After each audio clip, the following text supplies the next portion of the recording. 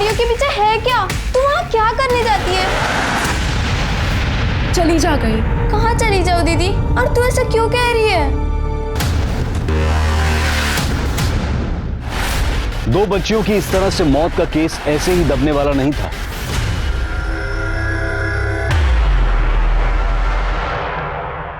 नमस्कार, आदाब। Crime petrol सतर्क में मैं अनूप सोनी आप सबका स्वागत करता हूं। ये कहानी 2 बहनों की है जिनकी महज 3 महीने के अंदर एक ही घर में एक ही पंखे से लटक कर मौत हो गई। आखिर ऐसा क्या हो गया था कि एक ही घर की 2 बच्चियों को इतनी कम उम्र में अपनी जान गंवानी पड़ी?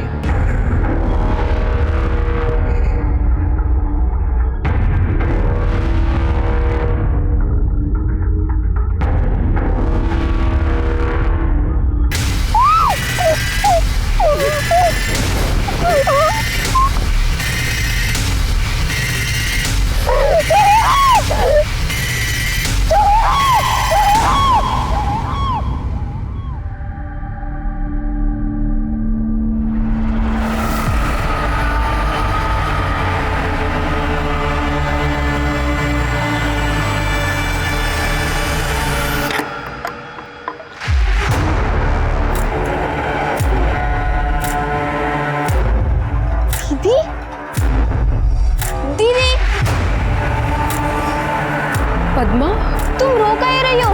क्या हुआ? कुछ नहीं। अरे बता ना दीदी, वहाँ झाड़ियों में क्या करने गई थी? वो थोड़ा चक्कर आ रहा था ना, उल्टी जैसा लग रहा था, इसलिए हम वहाँ चले गए थे। बट अब ठीक है। पर उल्टी करने के लिए झाड़ियों में जाने की क्या जरूरत है? यही कहीं कर लेती ना। कितना बकबक करती है अभी। चल घर जल्दी, देर हो रही है।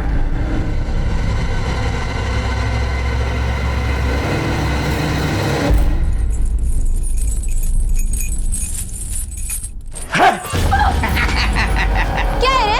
मैंने ना मीना के साथ में पकड़ा पकड़ी खेलनी है। चल निकल यहाँ से। हट मीना, आजा। समझ नहीं आ रहा है? जा।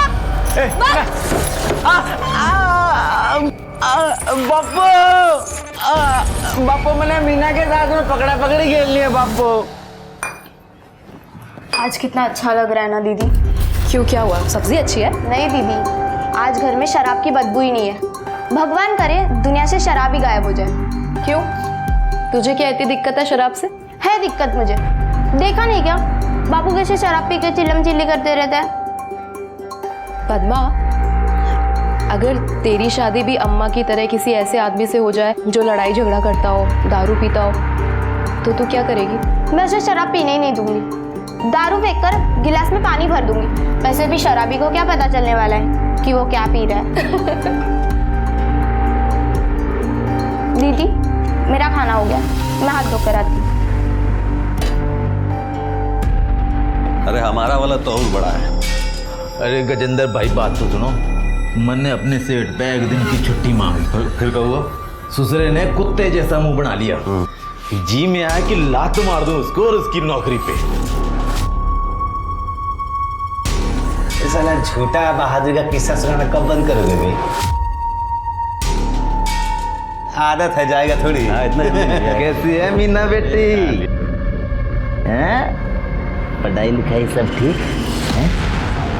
स्कूल में कोई दिक्कत विक्कत हो तो बता दिए। चाचा बैठा है तेरा।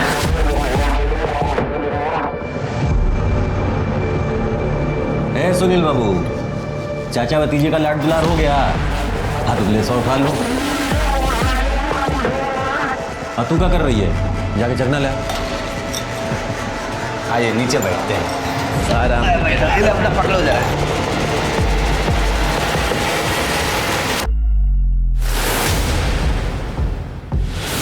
दीदी, क्या ढूंढ रही हो? चना ढूंढ रही हो क्या? मैं लाती हूँ। मैं स्कूल ले गई थी तुम्हें। अपने बाप का माल समझ के ले गई थी स्कूल चखना हमरा? बाप का नहीं, अम्मा का माल समझ कर लेकर गई थी। आप तो अपने सारे पैसों की दारू पी जाते हो। अम्मा ही मजदूरी कर कर घर चलाती है। ज्यादा जबान चलाई ना, जबान खींच के गले में लपेट देंगे। बाबू छोड़ दो उसको। बाबू छोड़ दो उसको, अब से नहीं लेगी आपकी। लो अपना चखना, जाने दो इसे, बच्ची है। बच्ची है, जबान देखा इसका, गज भर लंबी है। समझा दी इसे, सौतेला है सही, लेकिन बाप हूँ इसका। ठीक है। क्या गलत बोला मैंने? चुप एकदम, वहां जबान चलाती है, चल जा यहाँ से। चलिए चलो। अरे लो भाई, अरे ये तोहफा हम खास तुम लोगों के लिए दिल्ली से लेके आए हैं, लो। अरे क्या हो गया? आशा कुछ बोली है तुम लोगों को? नहीं बोली है तो बताओ हमको, कुछ बोली है? तो तुम यहाँ क्या लेने आए हो? अरे लेने नहीं आए हैं, देने आए हैं। ये देखो, अपना कमाई से हम तोहफा खरीदे अपने बेटियों के लिए, वही देने के लिए आए हैं। अपना तोहफा उठाओ और दफाओ यहाँ से। मेरी बेटियों के आसपास मत भटकना। कहाँ तुम्हारी बेटियां हैं? आसमान से टपकी हैं क्या तुम्हारी बेटी? हम पैदा किए हैं, बाप है इनके सगे, अपनी बेटियों को तोहफा भी नहीं दे सकते हैं अब हम। तुम्हारी बेटियां थी पर अब नहीं है, वो मेरी और गजेंद्र की बेटियां हैं अब। और सुनो, अपनी भलाई चाहते हो ना तो यहाँ से चुपचाप चले जाओ, वरना अभी हम शोर मचाएंगे। हाँ हाँ ठीक है, तो काहे लाट साहब बन रही हो तुम? और तुम लोग चिंता मत करना बेटा, बाप है तुम लोग के। मत, जाओ, फसलो मत, जाओ यहाँ से। चलो तुम लोग भी स्कूल जाओ, चलो।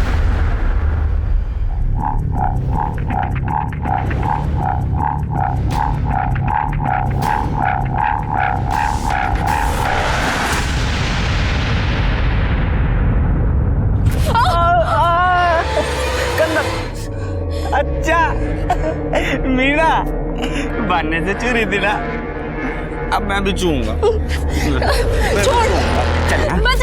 चिल्ला क्यों रही है? लड़की को छोड़ दे रहा।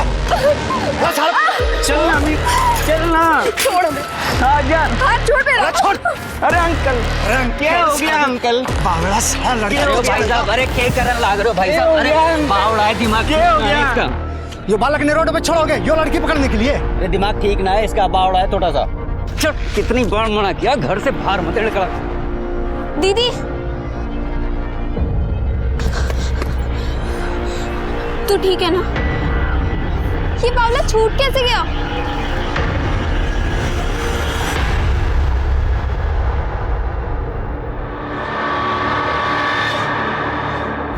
बाबा आपकी बहन। ओ बाबा पिक्चर देख रहा था मैं। अरे भाई सुनील, अब समझ आया हमारे आने का पता क्यों ना चला तन्ने। अरे कौन है भाई ये?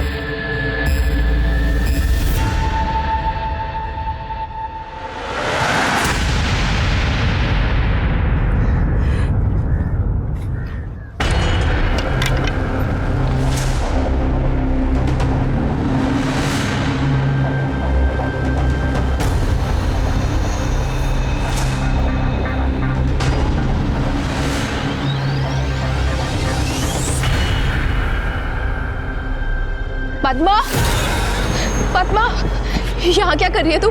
चल घर चल। अब क्या करने जाती हो वहाँ? कुछ नहीं, प्लीज घर चल। कौन है वहाँ? कोई नहीं है पद्मा, तुम घर चल।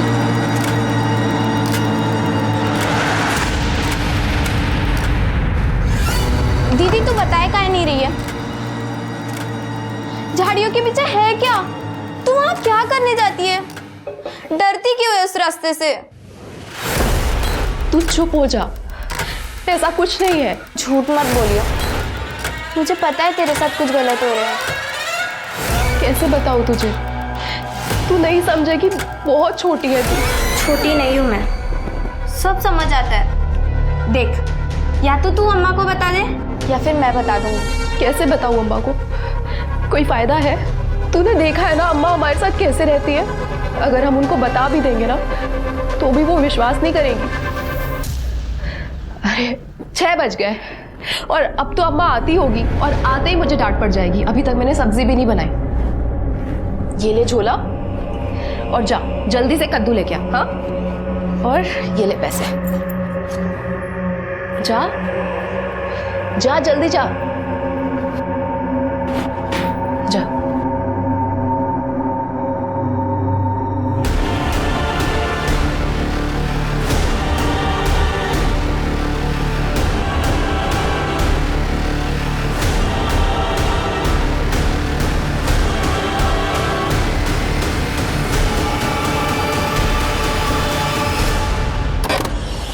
दीदी वो कद्दू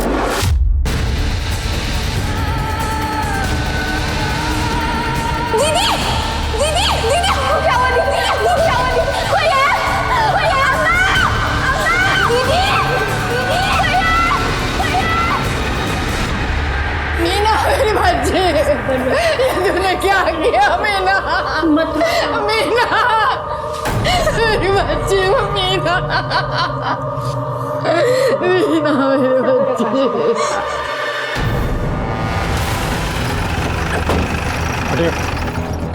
मीना, ये तूने क्या कर? साइड में जा। अरे भाई मीना, तोमर, बॉडी में नीचे उतारो। मीना, मीना मेरी बच्ची छोड़ो मुझे, मीना का बाल आ रहा है, मीना का बाल।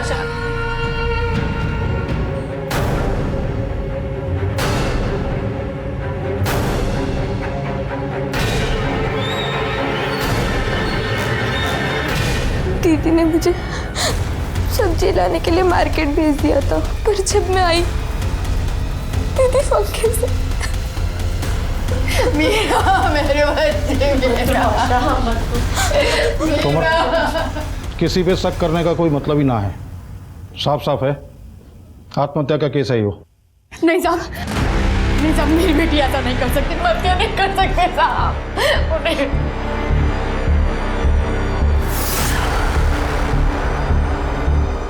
नहीं क्या कर रही हो? सही तो कहने दरोगा जी। मीना ऐसा नहीं कर सकती, मीना ऐसा नहीं कर आत्महत्या का ही सकती। केस है। नहीं नहीं नहीं, मीना ऐसा नहीं कर सकती। सर हमने पूरा का पूरा घर चेक कर लिया, लेकिन कहीं कोई सुसाइड नोट जैसी चीज़ नहीं मिल रही, और ना ही कोई क्लू है, ना कोई एविडेंस है सर। ठीक सर, बॉडी में पोस्टमार्टम के लिए भिजवाओ।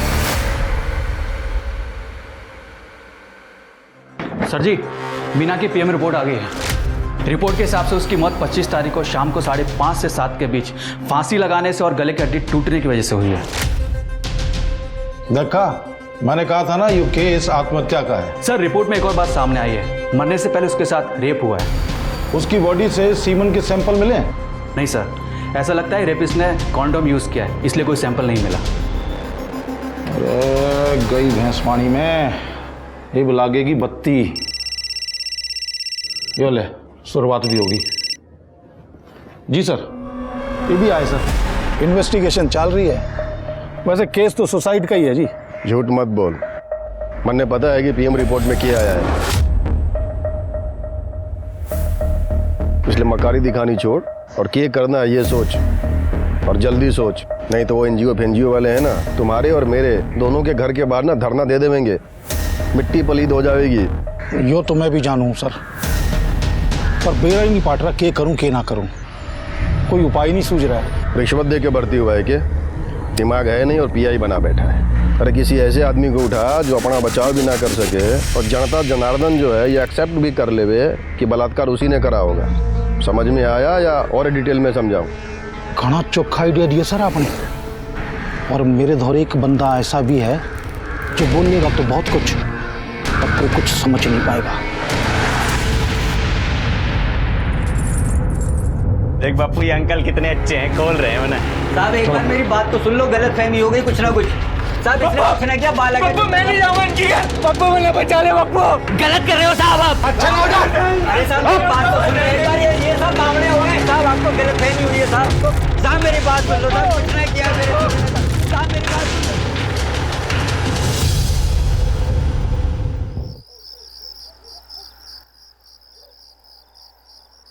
पद्मा, पद्मा, पद्मा, पद्मा।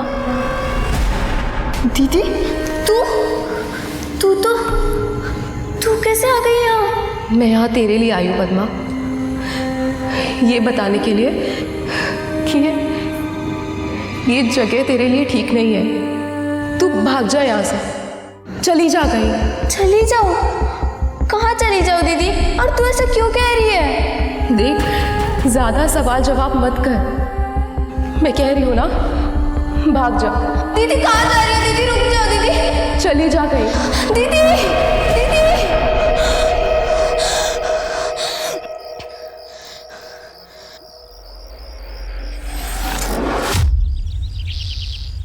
सर एक बुरी खबर है।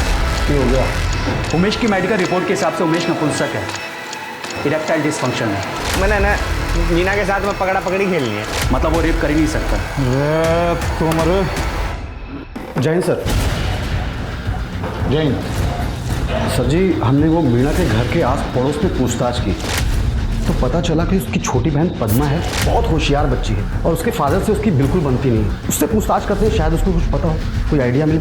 सिर्फ अम्मा की वजह से मैं गजेंद्र बापू को बापू बुलाती थी, वरना वो मुझे बिल्कुल पसंद नहीं। मैं तो उनसे कभी बात भी ना करूं। क्यों? ऐसा क्या कर दिया गजेंद्र बापू ने? वो और उनके दोस्त राधेश्याम अंकल और सुनील अंकल रोज हमारे घर पर आके दारू पीते थे। और तो और एक रात मैंने देखा कि बापू दीदी के साथ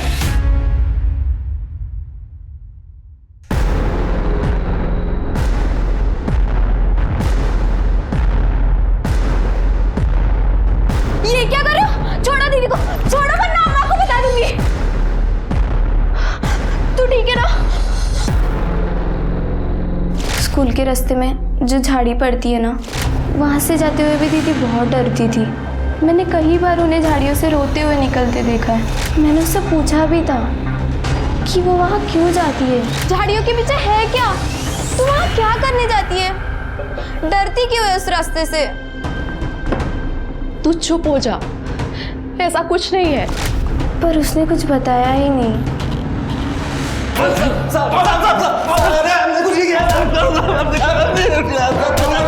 तोमर रोक ले। रोने धोने से कोई फायदा ना होने वाला है, लेकिन कबूल कर लेगा ना तो फायदे में रहेगा। और मैंने सब बेरा से तेरे खर्चे, तेरे चर्चे, तेरे किस्से कहानी सब जानूँ मैं। और ये भी जानता हूँ कि तैने ही वो छोरी मीना का रेप किया है। इसकी वजह से शर्म के मारे आत्महत्या कर ली उसने। मेरा सौतेले ही सही, हम बाप तो है ना उसके साथ, सगी बेटी से ज्यादा प्यार करते हैं। तो फिर पद्मा ने जो देखा था वो क्या था? साहब वो ये बात सच है कि अब पूरा ज्यादा पी लिए रहे। फिर जब घर आए तो मीना आशा की चादर में सो रही थी। हमको समझ में नहीं आया, हम तो सोचे कि आशा है, लेकिन जब पद्मा ने चिल्लाया तो हमको मालूम चल गया था कि मीना है। बहुत शर्म आ रही थी साहब। मेरे आदमी ने जानबूझ के कुछ नहीं किया, वो दारू के नशे में उससे हो गया था। मुझे उसने सब कुछ सच सच बताया। साहब 5 साल हो गए हमारी शादी को। उसने गलत तरीके से छूना तो दूर की बात है, उसने इधर से देखा भी नहीं होगा कभी बच्चियों को। साहब माँ हूँ मैं उनकी, ऐसा कुछ होता तो क्या मैं बर्दाश्त करती? ठीक है, गजेंद्र ने ना किया तो फिर किसने किया? क्योंकि मीना का बलात्कार तो हुआ है। मैं कैसे बता सकती हूँ साहब किसने किया? हाँ बस इतना ज़रूर बता सकती हूँ कि जो कोई भी है इंसान का बच्चा नहीं है साहब।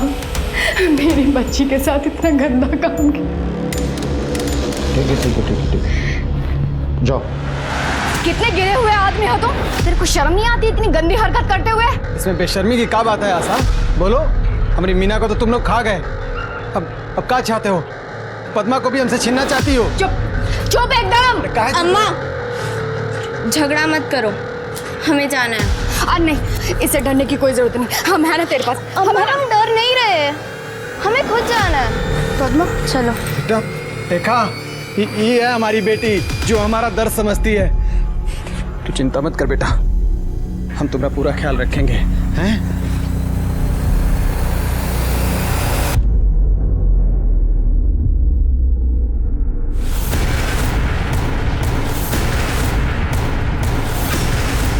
मीना के दोषियों को सजा दो, बच्चियों की सुरक्षा की गारंटी लो। पुलिस प्रशासन हाय हाय, पुलिस प्रशासन हाय हाय। सर गजेंद्र के खिलाफ कोई सबूत तो है ना हमारे पास, और उमेश को ज्यादा दिन तक जबरदस्ती अंदर रखेंगे तो उल्टा हम फंसेंगे सर। राठी, अब हम कानून बनाने वालों को तू बतावेगा कानून क्या है। देख आखिरी बार बोल रहा हूँ, किसी सुटेबल आदमी को पकड़ और जल्दी से अंदर डाल, और एक बात अपने भेजे में डाल, अगर मेरी कुर्सी गई ना तो तुम्हारी नौकरी भी बचने ना दूंगा। हाँ समझ रहा हूँ सर। मीना के दोषियों को दंड दो, बलात्कारियों को सजा दो।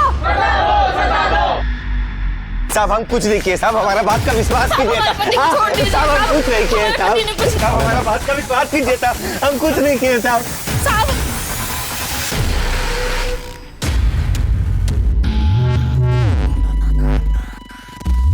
पद्मा,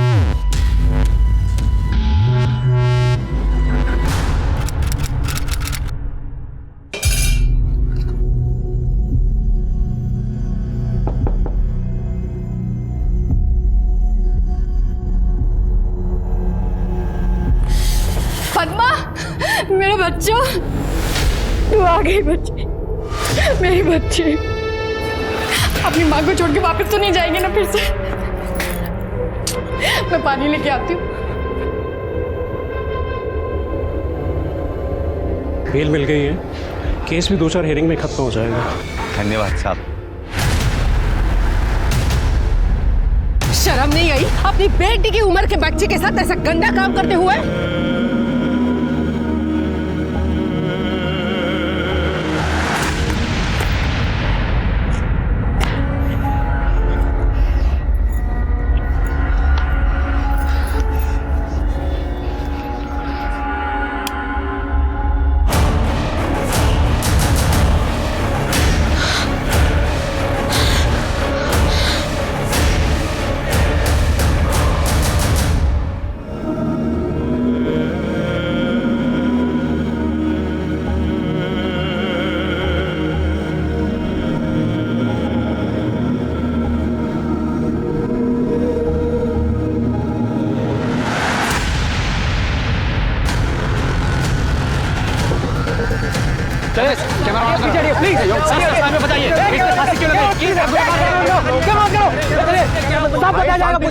कुछ तो बताइए, एक आरोपी फांसी लगाता और आप कुछ नहीं कर पाते हो। अरे बताइए, एक निर्दोष बताइए।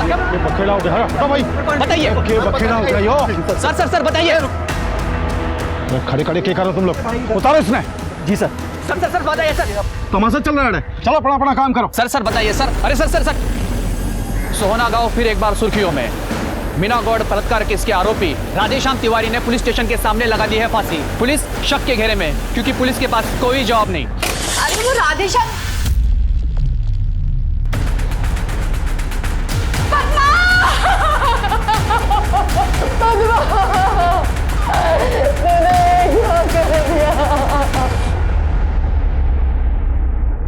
मीना के केस के मेन एक्यूज्ड राधेश्याम ने मीना की तरह फांसी लगाकर आत्महत्या कर ली थी और मरने से पहले यह लिखकर गया था कि मैं रेपिस्ट नहीं हूं।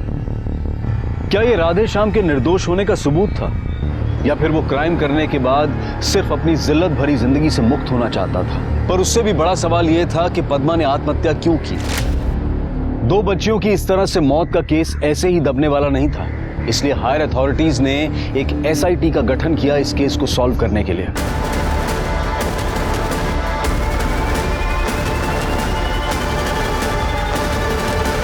सर, ये वो पंखा है जिस पे हमारा दोनों बेटी लटक कर अपना जान दे दी।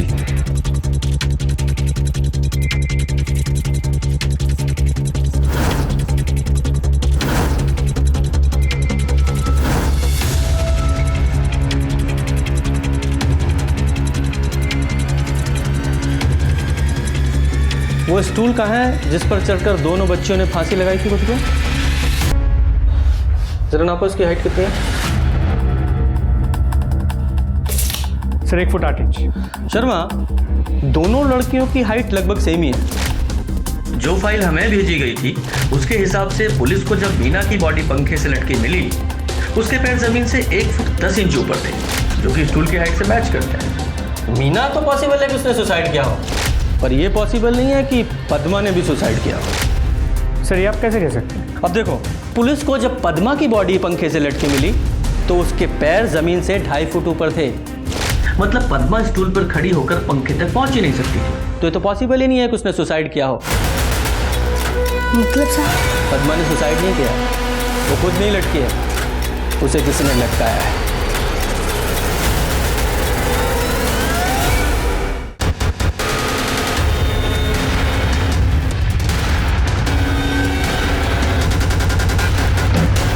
अरे तुम खड़े हो जा। और साहब, जैन साहब, वो आप लोग कल आने वाले थे ना, तो इंतजाम नहीं हो पाया स्वागत का। अरे साहब के लिए चाय नाश्ता का इंतजाम कर, बढ़िया बड़ा बढ़िया एकदम। और रहने दो, उसकी जरूरत नहीं है। अगर तुम लोग अपना काम ठीक से करते तो हमें यहाँ आने की जरूरत ही नहीं पड़ती। मीना, पद्मा और राधेश्याम तीनों केस की फाइल्स और सारे एविडेंस हैंड ओवर कर दो। हमारे लिए एक रूम रेडी कराओ, और तुम्हारा एक कांस्टेबल भी हमें चाहिए। जी जी। ये मीना की पोस्टमार्टम रिपोर्ट है? ये पोस्टमार्टम रिपोर्ट है या मजाक है? और कौन है ये डॉक्टर शुक्ला जिन्होंने रिपोर्ट बनाई है? मुझे अभी के अभी शुक्ला से मिलना है। कहाँ मिलेंगे ये? वो सर पद्मा की बॉडी का पोस्टमार्टम कर रहे हैं, वही हैं डॉक्टर तो आज।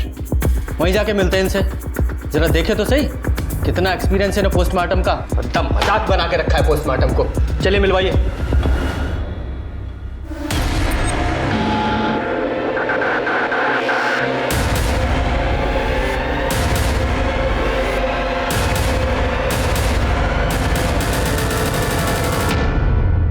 सर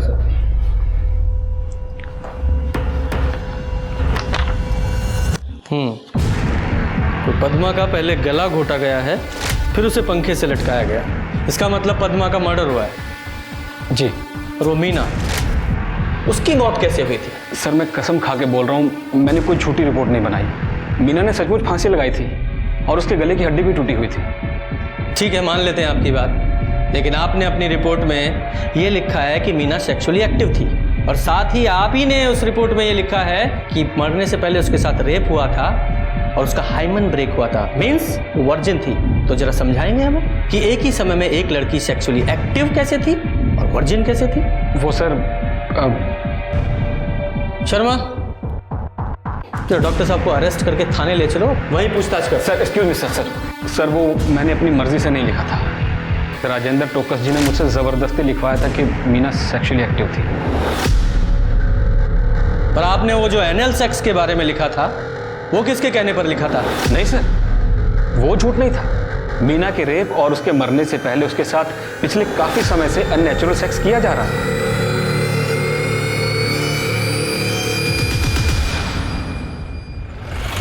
ये राजेंद्र ने मीना की पोस्टमार्टम रिपोर्ट में ये झूठ क्यों लिखवाया कि वो सेक्सुअली एक्टिव थी? इसका मोटिव क्या हो सकता है? ये डॉक्टर शुक्ला ने मीना की पोस्टमार्टम रिपोर्ट में ये लिखा था कि उसके साथ एनल सेक्स, बड़ा अननेचुरल सेक्स हो रहा था, जिसे वो बेचारी झेल भी रही थी। लेकिन उसकी मौत से ठीक पहले उसके साथ रेप हुआ था और शायद इसी वजह से उसने सुसाइड किया है। सर, पर मेरे ये समझ में नहीं आया कि पद्मा का मर्डर क्यों हुआ। पोस्टमार्टम रिपोर्ट के हिसाब से पद्मा का तो रेप भी नहीं हुआ, फिर कौन और क्यों पद्मा को मारेगा?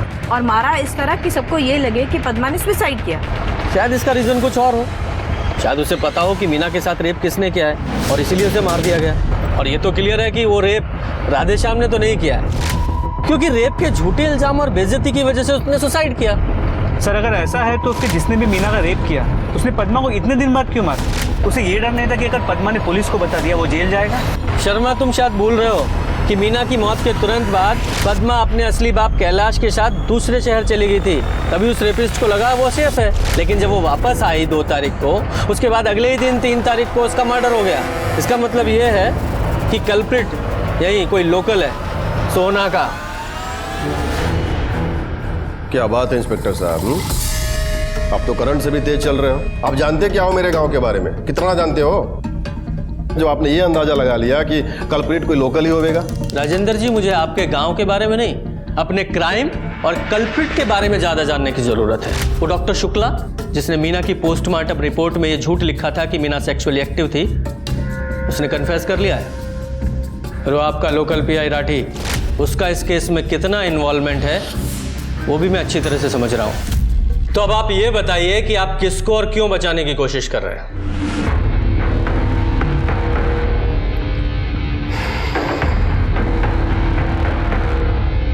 ऐसा है इंस्पेक्टर साहब कि मैं किसी को बचाने की कोशिश ना कर रहा, बल्कि मैं तो ये चाह रहा हूँ कि इस इलाके में जो क्राइम बढ़ता जा रहा है उसे रोका कैसे जाए, उस पर काबू कैसे पाया जाए ताकि माहौल जो है वो बिगड़ने ना पाए।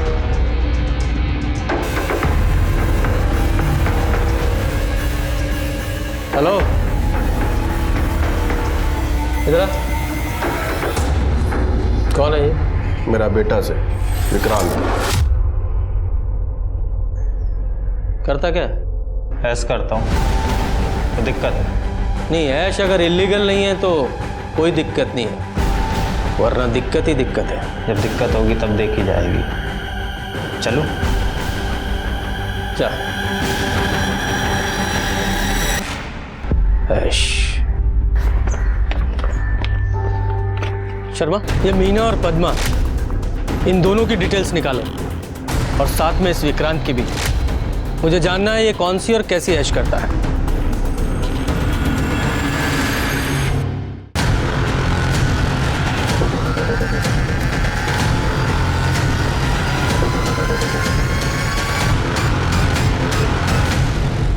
सर, मैंने पद्मा के दोस्तों से, टीचर्स से और उसके मोहल्ले वालों से पता किया। पद्मा ऐसी लड़की नहीं थी। वो काफ़ी बहादुर लड़की थी सर। मुझे नहीं लगता वो सुसाइड करेगी। सर, मीना के पड़ोस में एक दिमागी तौर पे कमजोर लड़का रहता है, उमेश। लोगों ने कहा कि वो मीना को छेड़ा करता था और एक आध दो बार उसे खींच के घर भी ले गया है। उमेश, ये वही लड़का है ना जो पद्मा के मर्डर से ठीक पहले पद्मा के घर में घुसा था और पद्मा पर अटैक किया था? जी सर। इसके अलावा एक और इंटरेस्टिंग बात पता चली। पार्षद राजेंद्र का ड्राइवर सुनील, राधेश्याम और मीना के बाप गजेंद्र का काफी अच्छा दोस्त। तीनों साथ मिलकर गजेंद्र के घर पे शराब भी पिया करते। लेकिन जब से राधेश्याम ने सुसाइड किया है, ये सुनील गायब है, काम पे भी नहीं है। ढूंढो इस सुनील को और उससे पहले इस उमेश से मिलके आते हैं। साहब, बालक बुद्धि है मेरा उमेश। हाँ, एक दो बार जरूर खींच लाया था यो मीना को खेलने खातिर। मैंने मार भी लियो, पीट भी लिया, डांट भी लिया। अब बुद्धि हो तो समझ आवे ना इसे बात। इसे समझ में नहीं आता तो तुझे तो समझ में आता है ना।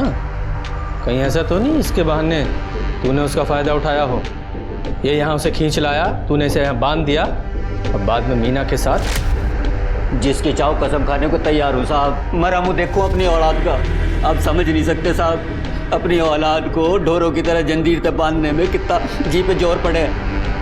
ये एक दो बार जरूर उसे ले आया था यहाँ से, पर मैं घर में ना था उस वक्त। आप चाहो तो मोहल्ले वालों तो पूछ लो। सर, पूरा घर चेक किया, कुछ नहीं है। भूख और गरीबी के अलावा क्या मिलेगा साहब यहाँ से? मैं और मेरा छोरा दोनों बेकसूर हैं, निर्दोष हैं। जब तक असली अपराधी नहीं मिल जाता हमारी नज़र में कोई निर्दोष नहीं है। आई बात समझ में? सर, मीना और पद्मा दोनों की केस फाइल्स और एविडेंसेस को मैं चेक कर रहा था, तब पद्मा की केस फाइल में ये मिला है। जब पद्मा को फैन से नीचे उतारा जा रहा था, उसके हाथ में ये बाल के टुकड़े फंसे हुए मिले थे। पुलिस स्टेशन है या तबेला है? इस एविडेंस को फॉरेंसिक के लिए क्यों नहीं भेजा गया अभी तक? सर, वो शायद राठी सर भूल गए होंगे। भूल गए होंगे या जानबूझकर उन्होंने नहीं भेजा? क्योंकि बहुत सारी चीज़ें उन्होंने इस केस में जानबूझकर नहीं की हैं। शर्मा, इसे लो, इसे प्रायोरिटी बेसिस पे डीएनए टेस्ट के लिए भेजो और सारे सस्पेक्ट से मैच कराओ। सर जी, वो मदन भी हो सकता है। मदन? ये मदन कौन है? सर, लोकल गुंडा है, आवारागर्दी करता रहता है और कई बार तो स्कूल से आते हुए मीना को छेड़ता रहता था। मदन के बारे में जब इतना सब कुछ पता था तो उसके खिलाफ एक्शन क्या लिया तुम लोगों ने? सर, मुझे भी अभी 3-4 दिन पहले ही पता चला है। दरअसल मेरी छोटी बहन है ना, वो मीना के साथ ही पढ़ती थी, उसी ने मुझे बताया। सर, वैसे भी मैं क्या कर सकता था जब राठी सर ने कोई एक्शन नहीं लिया तो? मतलब? सर, पद्मा ने राठी सर को बताया था कि मदन मीना को छेड़ता रहता है और स्कूल से आते वक्त रास्ते में जो झाड़ी पड़ती है ना, वहाँ से गुजरते वक्त मीना बहुत डरती थी और कई बार सर पद्मा ने मीना को उस झाड़ी से रोते हुए निकलते देखा था। सर, तुम लोग जाओ उस एरिया को चेक करो और वहाँ का डम डाटा निकलवाओ। सारे सस्पेक्ट से मैच करके देखो किसी की लोकेशन मैच होती है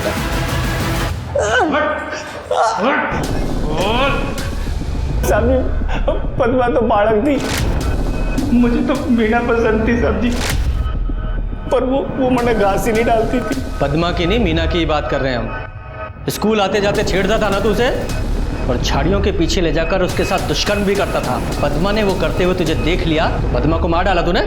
ना साहब जी, मीना का मैंने सिर्फ 1-2 बार हाथ ही पकड़ा होगा और मैंने पद्मा को नहीं मारा साहब जी।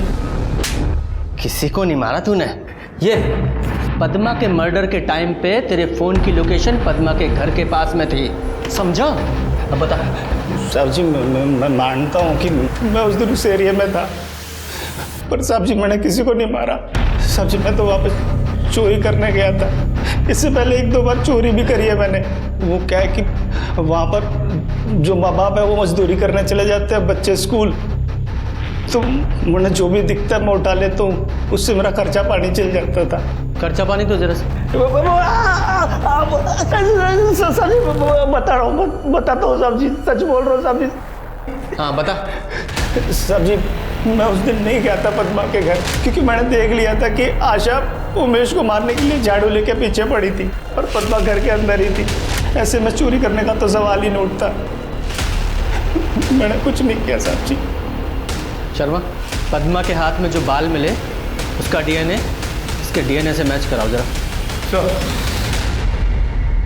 सर, तो जिस दिन मीना ने सुसाइड किया उस दिन विक्रांत की मोबाइल की लोकेशन पूरे आधे घंटे के लिए मीना के घर के आसपास की है, ठीक उसी वक्त जब पद्मा मार्केट गई थी सब्जी लाने। तो ये विक्रांत इसी को ऐश बता रहा था और उसका बाप पोस्टमार्टम रिपोर्ट में ये झूठ लिखवाकर कि मीना सेक्सुअली एक्टिव थी अपने बेटे को बचाने की कोशिश कर रहा था। सर, विक्रांत का ड्राइवर सुनील रंका अपने मामा के घर पे छुप कर बैठा था। जैसे पुलिस टीम पहुंची भागने की कोशिश कर रहा था, पर हमारी टीम ने दबोच लिया उसे। सर, पहले इस ड्राइवर को तोड़ते हैं, फिर इसके मालिक को। अरे मैंने कुछ नहीं किया साहब जी, कुछ नहीं किया साहब जी। मैं चुप के को नहीं बैठा था, मामा की तबीयत खराब थी तो मिलने गया था। अच्छा, मामा के यहाँ गया था। शर्मा, इसकी तुड़ाई करो। नहीं, तेरे मामा को देखने आना पड़ेगा ना तुझे, एहसान भी उतर जाएगा। बता रहे हो। शुरू से बोल, एक एक बात। एक बात बता रहे हो साहब जी। साहब, हम गजेंद्र के घर दारू पीने जाया करे थे। मीना जज की थी, मैंने नजर ना हटती थी साहब जी उस पे थे। साहब, एक दिन हम दारू पीने लाग रहे थे। 4 बार बोले रहे साहब और चारों बार बोले उधर जाओगे तो कुतुआ काटेगा। मैंने देखी कि मीना नहाने जा रही है तो मैं बहाना बांध के वहां से निकल गया और चुपके से मीना की नहाते हुए की वीडियो बना ली। दोस्त की छोरी थी साहब जी, कर तो कुछ सके ना थे, तो वीडियो देख के मन बनाया करता था। एक दिन जब वीडियो देख रहा था तो विक्रांत ने आके वीडियो देखते हुए मैंने पकड़ लिया और उसने भी वो वीडियो देख ली। अरे कौन है भाई ये? साहब जी, मैं तो वीडियो देख के ही खुश था, पर विक्रांत को तो मीना को देख के बुरी तरह माँ चुकी थी। बड़े बाप की औलाद साहब, सुनने को तैयार को नहीं। नजर रखनी शुरू कर दी उसके घर पे। ये तो पता ही था साहब कि स्कूल से लौटने के बाद में दोनों छोरी घर पे अकेली हो गई। फिर उस दिन हमने देखा साहब जी, पद्मा थैला लेके बाहर जा रही थी तो हमें मौका मिल गया और हम घुस गए घर पे।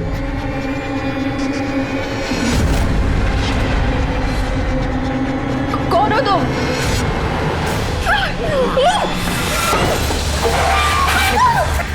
प्लीज छोड़ो मुझे, अंकल प्लीज छोड़ दो मुझे, अंकल। अंकल, आप तो मुझे जानते हो। जा वीडियो बना जा। अरे रुक जा, अंकल कर शुरू हो जा। अब्बा, अब्बा।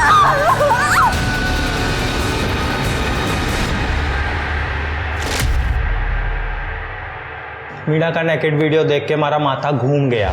मैंने वो कुछ भी करके चाहिए थी, कुछ भी। कुछ भी से तेरा मतलब है तो कुछ भी करेगा और तेरा बाप तुझे बचा लेगा? हाँ, अरे मारे खातिर ही तुम्हारे बापू ने राठी से बोल के 2 आदमी अरेस्ट करवाए थे मीना के रेप केस में। इसने भी तो पैसे लिए थे, तभी तो अंडरग्राउंड हुआ था ये।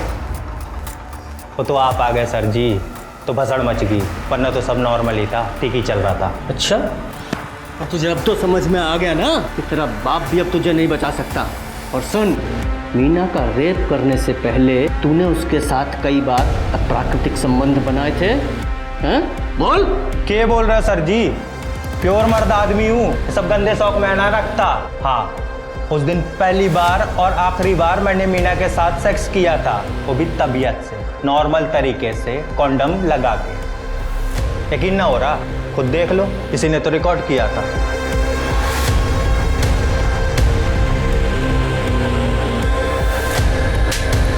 एसआईटी ने एक बड़ी गुत्थी सुलझा ली थी। मीना का बलात्कार करने वाले विक्रांत पांडे को अरेस्ट कर लिया गया था। राजन पांडे और अजीत राठी को केस को कवर अप करने और राधे श्याम के अबेटमेंट ऑफ सुसाइड के जुर्म में गिरफ्तार किया गया है। सुनील रंका भी मीना के अश्लील वीडियो बनाने के लिए और क्राइम में मदद करने के लिए अरेस्ट हुआ। अजीत राठी पर इंक्वायरी बिठाई गई है, पर मीना की मौत ने और कई क्राइम्स को एसआईटी के सामने ला दिया था। एसआईटी को अब यह पता करना था कि रेप से पहले मीना को कौन सेक्सुअली अब्यूज करता था और पद्मा का मर्डर किसने किया था और क्यों। जिस समय पद्मा का मर्डर हुआ, ये सुनील अपने मामा के यहाँ गया हुआ था दूसरे गांव में, और ये विक्रांत ये दिल्ली गया हुआ था, ये कंफर्म हो चुका है। और ये आशा और ये दीपक, ये दोनों तो पुलिस स्टेशन में ही थे। और ये उमेश, ये अपने घर पे चेन से बंधा हुआ था। और ये गजेंद्र, ये कंस्ट्रक्शन साइट पर था। तो पद्मा को मार कौन सकता है? सर, हो सकता है इनमें से किसी ने किया हो या करवाया हो जानबूझकर, और फिर अपनी लोकेशन चेंज कर दी। वैसे भी आजकल लोगों को पता ही है, पुलिस सबसे पहले चेक करती है तो सिर्फ लोकेशन ही चेक करती है। सर, ठीक है सर, पद्मा के हाथ में मिले बाल का डीएनए गजेंद्र, आशा, सुनील, विक्रांत या मदन इनमें से किसी के भी डीएनए के साथ मैच नहीं करता। लेकिन इतना कंफर्म हुआ है कि ये बाल किसी आदमी का है। लेकिन ये आदमी है कौन? सर मैंने डम डेटा चेक किया, पद्मा की मौत के वक्त मदन के अलावा वहाँ पर एक और आदमी मौजूद था। कौन है वो? तेरे मोबाइल का इंटरनेट यूजेज चेक किया हमने। बहुत चाइल्ड पॉर्न देखता है तू, बच्चों के गंदे वीडियो।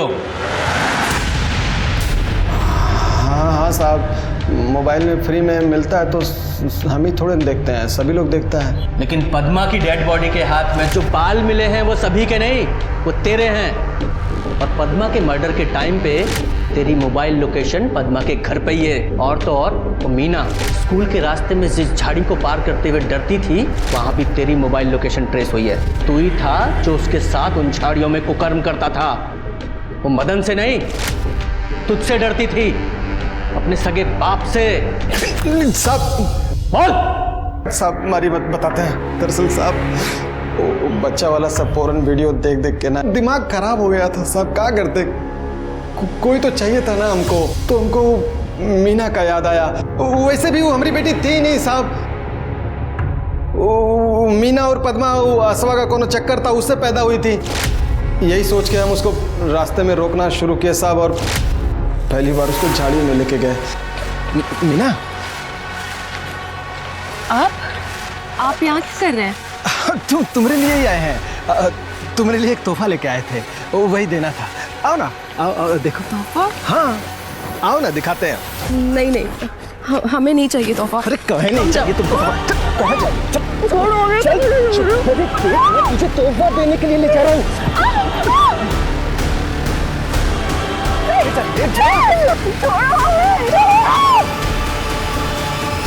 तो ऐसे समझ लीजिए साहब कि हमको एक तरह से उसका लत लग गया था, उसके बिना मन ही नहीं लगता था। तो फिर हमारा ध्यान वो पद्मा पर गया। हमने वो राठी साहब को बोल के आशा पर दबाव बनवाया और जबरदस्ती पद्मा को अपने घर लेके गए। और फिर बापू आप चुप चुप चुप, सभी आवाज निकाली ना तो तुमको चांद से मार देंगे हम। जितना बोल रहे हैं उतना करो।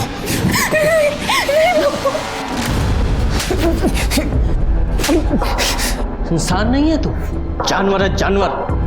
बल्कि जानवर भी नहीं है, वो भी अपने बच्चों पे तरस खाते हैं। लेकिन तू आगे बोल। क्या बोले साहब, वो तो कुछ कर ही नहीं सकती थी ना, तो क्या करते उसके साथ। 12 साल का बच्ची थी, कुछ समझती ही नहीं थी। तो उसके साथ हमने खाली मौखिक संभोग किया, वही करवाते थे उससे। तो एक दिन हमको बिना बताए वो घर से भाग गई, तो हम डर गए साहब कि अगर वो जाके अश्वा को बता देगी तो उसका पति तो हमको जान से मार देता था। यही पता करने के लिए हम आशा के घर गए और देखे कि वो बावला उमेश का रिपोर्ट लिखवाने के लिए पुलिस स्टेशन जा रही थी आशा। तो हम घर में घुस गए और फिर मैंने किसी को कुछ नहीं बताया। तुम्हारा क्या भरोसा, अगर बता दिया तुमने तब? नहीं, अगर बता दी तुमने तो हम क्या करेंगे?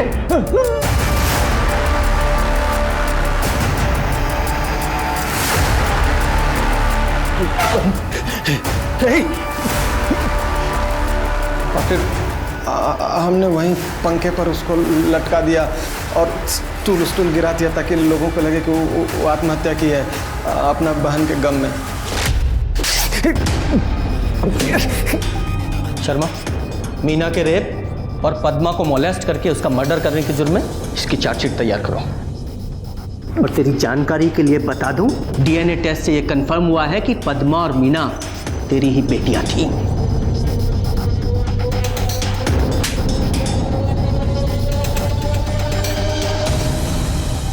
मीना ने आत्महत्या भले ही अपने रेप की बात की थी जो कि विक्रांत ने किया था, लेकिन मीना का हौसला तो अपने पिता कैलाश के हाथों ही टूटना शुरू हो गया था। रेप तो मीना की गरिमा और उसके मासूम जिस्म पर आखिरी वार था और उसकी हिम्मत जवाब दे गई। लेकिन मीना की मौत से कैलाश को कोई फर्क नहीं पड़ा। उसे 2 दिन नहीं लगे पद्मा को अपना शिकार बनाते। मीना और पद्मा की कहानी जानने के बाद यही निष्कर्ष निकलता है कि कई बार आप अपने अपनों पर भी आंख मूंद कर भरोसा नहीं कर सकते। ऐसे केसेस में कभी कभी लगता है कि आखिर क्या गलत किया इन मासूमों ने। जान देना कभी भी किसी समस्या का समाधान नहीं हो सकता, लेकिन समाधान ढूंढना बच्चों की जिम्मेदारी नहीं है, बल्कि हमारी जिम्मेदारी है। अब मैं अनूप सोनी आपसे विदा लेता हूं, फिर मुलाकात होगी क्राइम पेट्रोल सतर्क में एक और नए केस के साथ। तब तक अपना और अपने परिवार का ख्याल रखें, सतर्क रहें, सुरक्षित रहें और देखते रहें क्राइम पेट्रोल सतर्क। जय हिंद।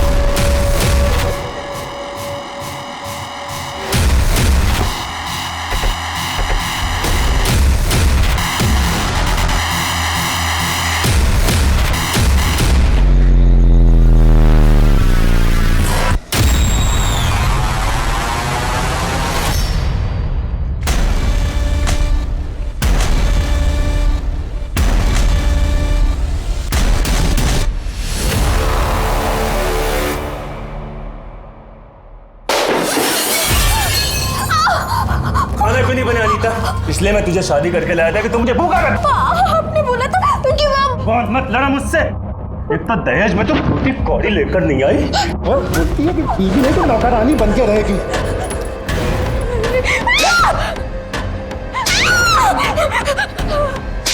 आज मैं तुझे जिंदा नहीं छोड़ूंगा।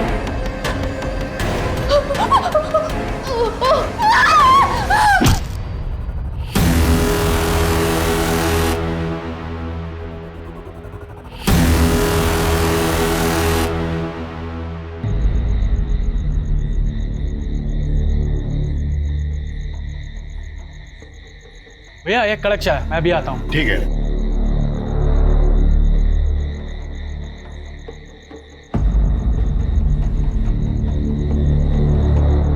चाय।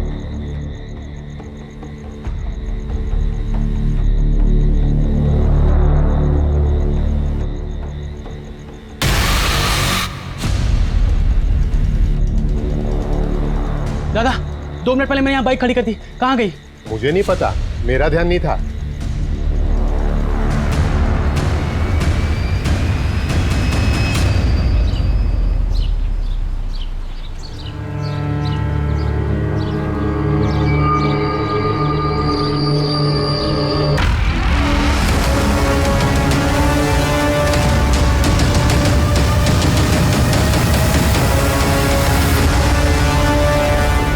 इंसान कभी कभी कुछ भयानक चीजें इतनी आसानी से कर बैठता है कि मानो उसे इस बात का अंदाजा ही ना हो कि इसका अंजाम उसे ही भुगतना पड़ेगा। अनीता के घर एक एक्सीडेंट हुआ जहां उसका पति अपनी ही गलती की वजह से मौत के घाट उतर गया।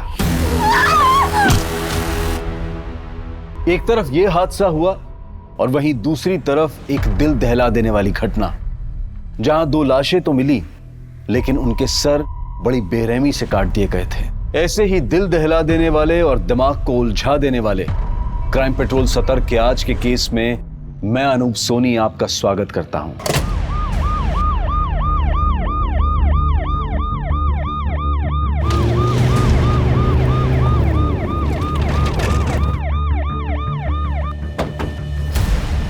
Morning sir. मॉर्निंग। सिचुएशन क्या है? सर इस तरह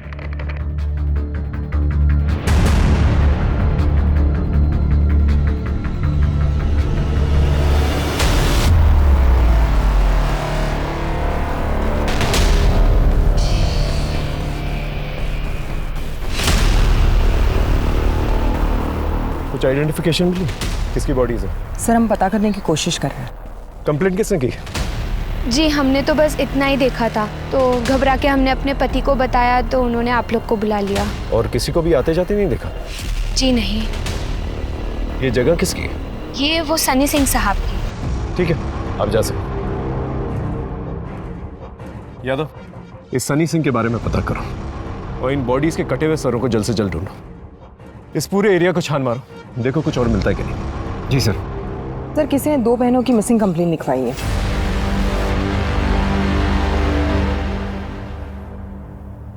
सर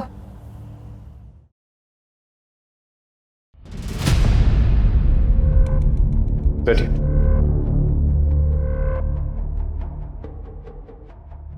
आप ही ने मिसिंग कंप्लेंट दर्ज करवाई थी? जी सर, ये दोनों हमारी बहनें हैं, चारू और माला।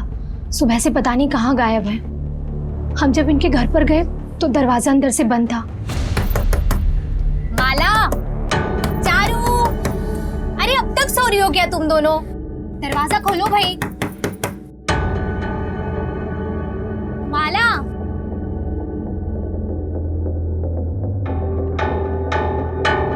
चारू।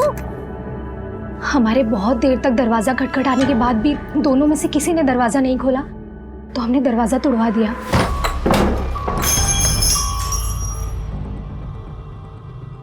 चारू, माला, चारू, माला,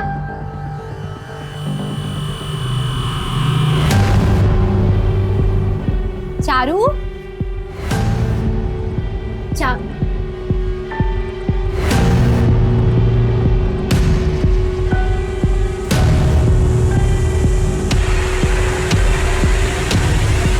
जब हम अंदर गए तो अंदर कोई भी नहीं था। हम लोग आज शहर जाने वाले थे खरीदारी करने के लिए, पर पता नहीं दोनों कहाँ चली गई। आप आइए हमारे साथ।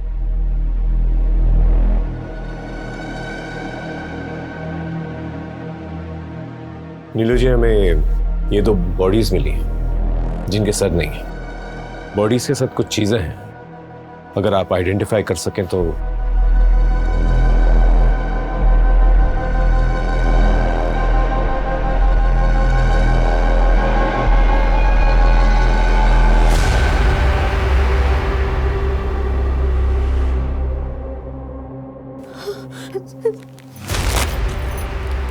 सर, ये तो मेरी बहनों के।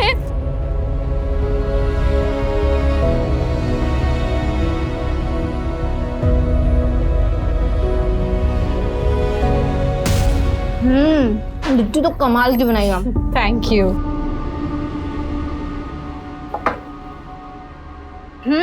आ गई मैडम, ये लो। अब फटाफट से नाश्ता कर लो, फिर मुझे घर के लिए भी निकलना है। ये लो। अब देखो महारानी के नखरे कैसे शुरू होंगे। चारू दी, इस बार ना वो हल्दी वाला दूध मत देना। बचपन में मुझे जुकाम ज्यादा रहता था, पर इसका मतलब ये नहीं है कि आप जिंदगी भर वो हल्दी वाला दूध पिलाते ही रहोगे। अच्छा, तो मैडम क्या पियेंगी आप? शहर में मिलता है ना चॉकलेट, क्या बोलते हैं उसको? Hot chocolate. अच्छा, हॉट चॉकलेट। तुझे बड़ा पता है हॉट चॉकलेट के बारे में? किसके साथ पीने गई थी? किसी के भी साथ नहीं। और क्या आप लोग किसी के साथ जाओगे तब मालूम पड़ेगा? ऐसा ना कुछ नहीं होता है। याद रखना, वकीलों से ज्यादा देर तक सच छुप नहीं सकता।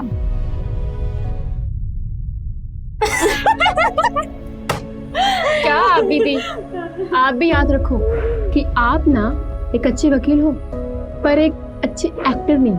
तो आप भी याद रखो कि आप भी अच्छी एक्टर नहीं हो। जब किसी के साथ डेट शेट पे जाओ ना, तो नीरू दीदी सामने से ना आके बताऊंगी। गुड, चल अब ये फाइल चेक कर, तब तक मैं तेरे लिए हल्दी वाला दूध लेके आती हूँ। नहीं।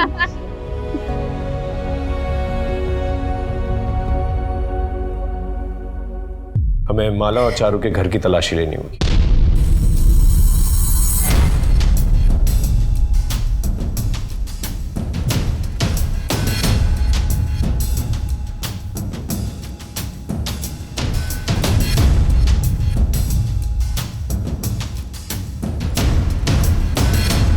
सुमन, लगता है चारू और माला को जबरदस्ती लेकर गए हैं। जिस तरह से सामान बिखरा हुआ है, दोनों ने काफी रेजिस्ट किया होगा अपने आप को बचाने के लिए।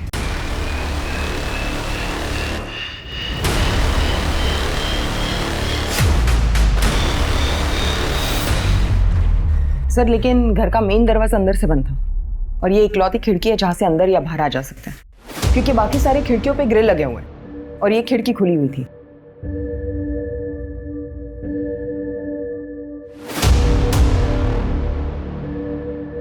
फुटमार्क्स।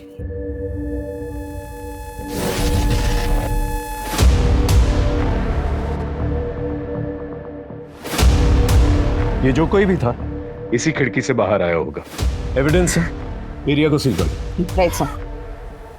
माँ बैठो, मैं आता हूँ। बैठो, मैं आता हूँ। साहब मैं जीतू हूँ, मैं यहीं पे रहता हूँ। चारू और माला के बारे में कुछ पता चला? क्या वो 2 लाशें उन्हीं की थी? अभी फिलहाल छानबीन चल रही है। तो जानते हो उनके बारे में? साहब कल रात तकरीबन 11 बजे चारू घर पे आई थी चीनी लेने के लिए। उसने कहा कि उसे देर रात तक काम करते हुए चाय पीने की आदत है। तब तो सब कुछ नॉर्मल था सर, और आज सुबह अचानक से ये सब कुछ हो गया, पता ही नहीं चला। कभी कुछ अजीब देखा या सुना हो? नहीं साहब, ऐसा कुछ नहीं। ठीक है।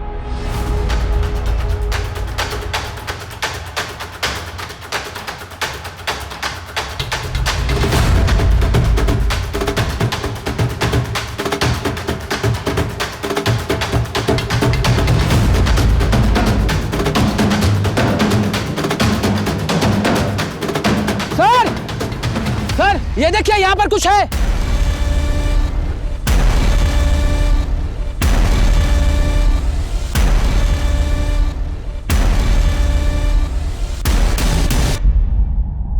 आपके बाइक की कोई ऐसी निशानी जिससे उसे पहचाना जा सके? क्योंकि चोरी करने वाले सबसे पहले नंबर प्लेट चेंज करते हैं। जी मेरी बाइक के पीछे साइड में थोड़ा सा डेंट और आगे खोपड़ी का स्टिकर लगा हुआ है।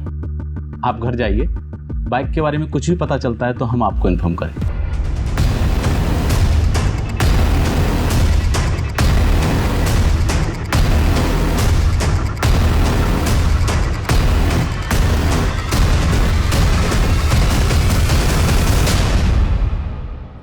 कहाँ मिले?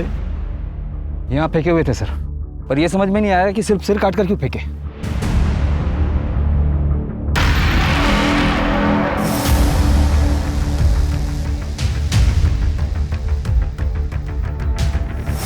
यादव,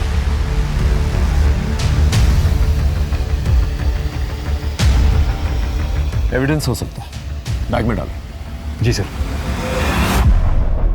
ये हाथ पे मार्क्स देख रहे हैं आप? इन्हें देखकर लगता है जैसे खूनी दोनों बॉडीज की और भी बॉडी पार्ट्स को काटना चाहता था। ये कट देखिए, काफी गहरे हैं, एज इफ उन्होंने हाथ काटना ऑलमोस्ट मैनेज कर लिया। और वो जो दूसरी वाली बॉडी है ना, उसकी थाई पे बहुत ज्यादा वार किया गया। ऐसा लगता है जैसे खूनी उन्हें काटना तो चाहता था, लेकिन शायद हथियार उतना शार्प नहीं रहा होगा, इसलिए उन्हें काटने में देर लग रही होगी। अगर किलर बॉडी पार्ट्स काटना चाहता था तो उसने अपना काम अधूरा क्यों छोड़ दिया? कुछ तो जरूर हुआ होगा वहां। सर मैंने गांव में दोनों बहनों के बारे में पूछताछ की, काफी क्रांतिकारी थी दोनों। गांव में बहुत सारे लोगों पे केस किए थे उन्होंने, लेकिन गरीब लोग के लिए फ्री में लड़ती थी। काफी लोग परेशान थे उन दोनों से। अब तो काफी दुश्मन हुए दोनों। इन सारे केसेस की लिस्ट निकाल। जी सर। सर मैं अंदर आ सकती हूँ? आइए बैठिए। मुझे तो अभी तक इस बात का यकीन नहीं हो रहा है कि कोई मेरी बहनों के साथ ऐसा कर सकता है। सर वैसे मुझे एक आदमी पे थोड़ा सा शक है, सोचा आपको बता दूं। खुल के बताइए। सर वो चारू का पति ब्रिजेश, वैसे ये दोनों साथ नहीं रहते थे, पर इनका डिवोर्स भी नहीं हुआ था। ब्रिजेश किसी भी हाल में डिवोर्स देने के लिए तैयार नहीं था। चारू अपना केस खुद ही लड़ रही थी। मैं अपने हक के पैसे लेके रहूंगी ब्रिजेश। पर तुझे किसने बोल दिया मैं तुझे डिवोर्स दे दूंगा? आज तक मेरे पैसों पे पलने वाली आज मुझे ही ऐड दिखा रही है। अपनी लिमिट क्रॉस मत करो ब्रिजेश। नहीं तो क्या करेंगे? हाँ क्या? एक और बार हाथ उठाया ना तो पूरा मोहल्ला इकट्ठा करूंगी। तुम्हारे वजह से मेरी जिंदगी बर्बाद हुई है, समझे? हाँ, इन्हें एक आध बार उसे चांटा मारा होगा, पर इसका ये मतलब नहीं है कि मैं उसका खून कर सकता हूँ। मैं आज भी उससे उतना ही प्यार करता हूँ। उसके साथ किसी ने ऐसा किया ये सोच के भी मेरा खून खौलता है। पता नहीं मैं खुद को कभी माफ कर भी पाऊंगा या नहीं। कल रात को आप कहाँ? कल रात को मैं अपने शहर वाले अपार्टमेंट में था, सफाई करवाने गया था। लेट हो गया तो वहीं रुक गया। वैसे ब्रिजेश जी, ये चश्मा हमें घर के बाहर में कहीं आपका तो नहीं? नहीं सर, ये मेरा नहीं है। ठीक है, जब तक इन्वेस्टिगेशन खत्म नहीं हो जाती आप कहीं शहर के बाहर नहीं जाएंगे।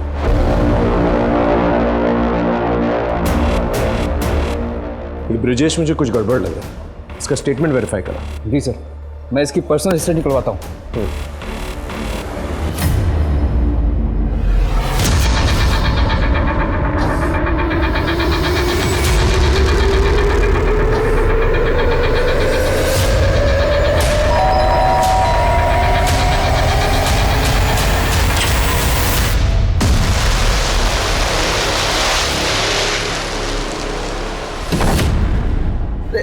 जिगर, मम्मी पापा कहाँ हैं? वो 2-3 दिन के लिए चाचा के घर पे गए। लेकिन हुआ क्या है दीदी?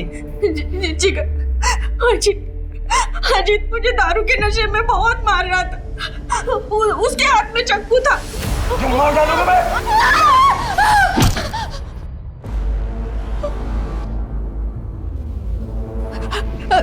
अजीत, अजीत, अजीत, अजीत,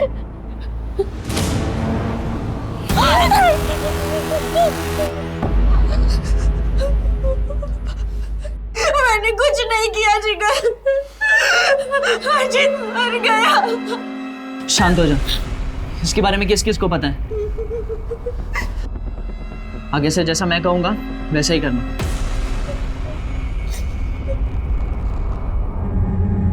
एक तरफ अनीता थी जिससे गलती से अपने पति अजीत की हत्या हो गई थी, और दूसरी तरफ पुलिस एक ऐसा केस सॉल्व कर रही थी जिसमें किसी भी जगह से, कहीं से भी उन्हें उम्मीद की कोई किरण नजर नहीं आ रही थी। चारू और माला दोनों वकील थी, और वकीलों के तो अक्सर कई दुश्मन होते हैं। ऐसे में पुलिस उनके कातिल तक पहुंचे भी तो कैसे।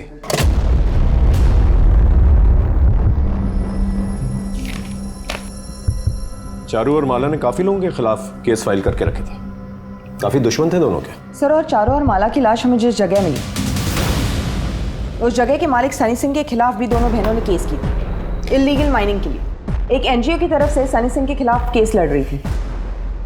उठा के लेके आओ सनी सिंह को। सर, मैं सनी सिंह से मिलने के लिए गई थी, लेकिन वहाँ जाके पता चला कि वो काफ़ी दिनों से दिल्ली गया हुआ है। मैंने उसे कॉल करके इन 2 मर्डर्स के बारे में पूछताछ की, लेकिन उसका कहना है कि उसका इस मर्डर से कोई लेना देना नहीं। इनफैक्ट जो केस एनजीओ ने किया था वो भी एनजीओ वापस ले रहा है, क्योंकि सारा काम लीगली चल रहा है। लेकिन फिर भी उससे कहो केस के सिलसिले में मिलना बहुत जरूरी, जितनी जल्दी हो सके वापस आए। सर, जिस रात चारू और माला की हत्या हुई थी, उस रात चारू का पति ब्रिजेश अपने शहर वाले मकान पर ही था। हमने उस अपार्टमेंट के वॉचमैन और पड़ोसी से भी वेरीफाई किया है।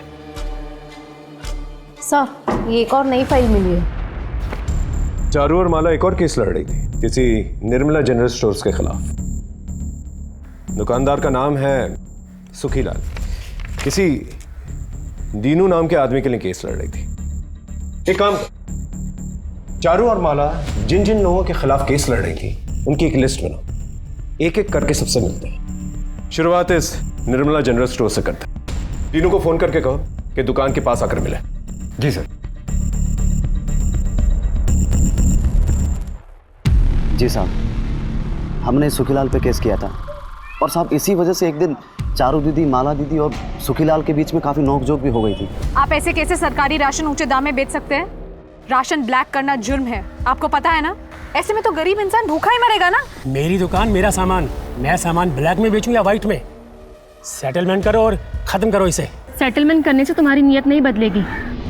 इस बार तैयार रहना इस केस को हारने के लिए। अरे इससे घटिया आदमी हम आज तक नहीं देखे। चुप करते, समझा? लेडीज है इसलिए कुछ नहीं बोल रहा, वरना तुझे तो मैं अपनी भाषा में समझाता। धमकी किसको दे रहे हैं आप?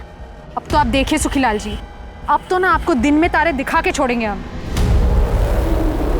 पर मेहरबानी करके आप हमारा नाम मत लेना साहब, वरना ये सुखीलाल पता नहीं हमारा क्या आसरा करेगा।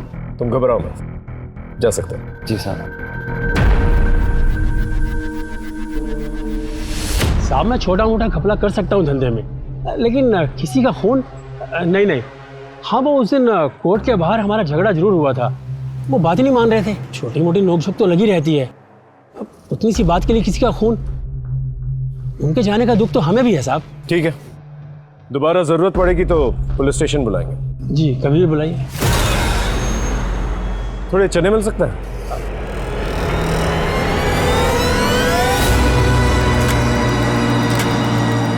थैली नहीं है? बड़ी है। बड़ी चलेगी ना? 20 के दे दूं? हाँ, 20 के चलेंगे। ये लीजिए। शुक्रिया।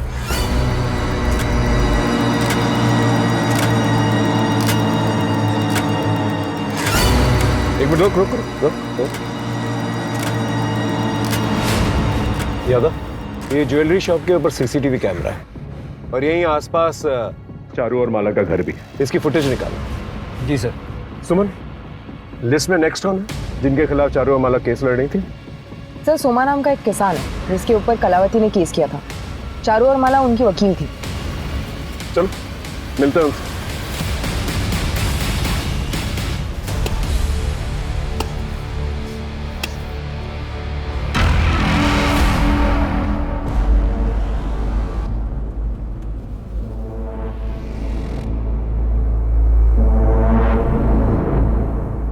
सोमा।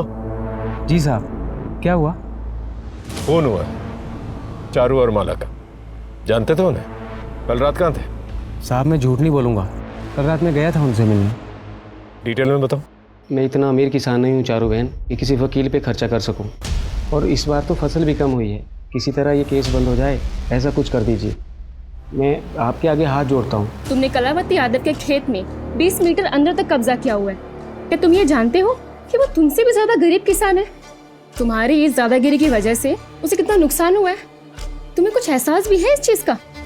अगर इतनी चिंता है तो जमीन वापस लौटा दूं, क्योंकि ये केस तो हम जीत के रहेंगे।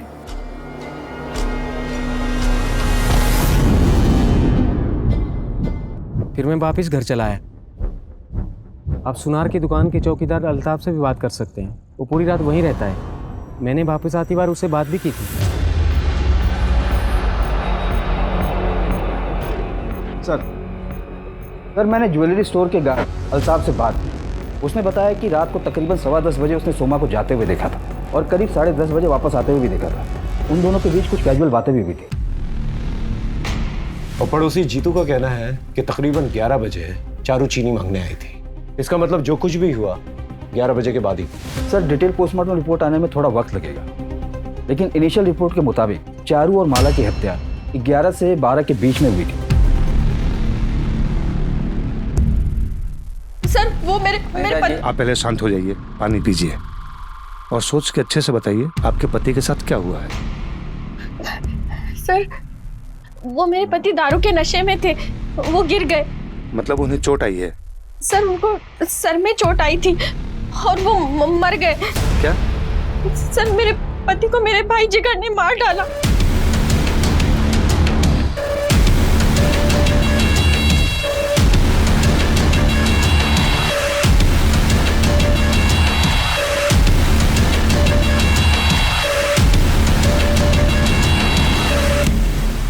सर, कहिए।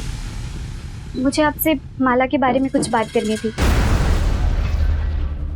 कहिए। मैं माला की दोस्त हूँ। कुछ ही दिन पहले मैंने माला से ये बुक ली थी पढ़ने के लिए, और मैंने आज ही से पढ़ना शुरू किया है, और इसमें से मुझे ये मिला।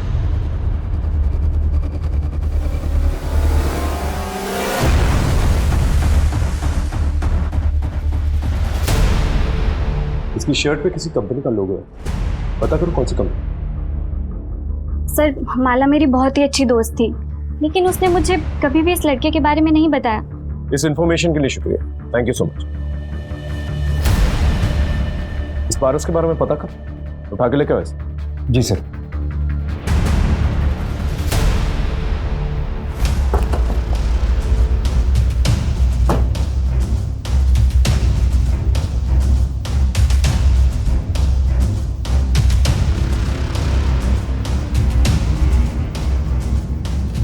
थाने चलेगा या यहीं पूछताछ करूं?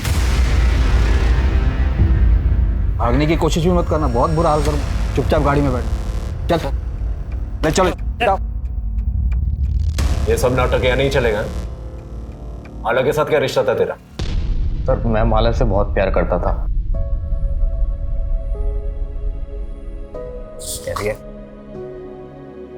सुनो ना पारस, हम कब तक ऐसे मिलते रहेंगे? हमारे पापा और मेरी बहन से डर डर के। बस तू हाँ कर दे माला, फिर तेरे पापा और मेरी बहन दोनों से डरना बंद।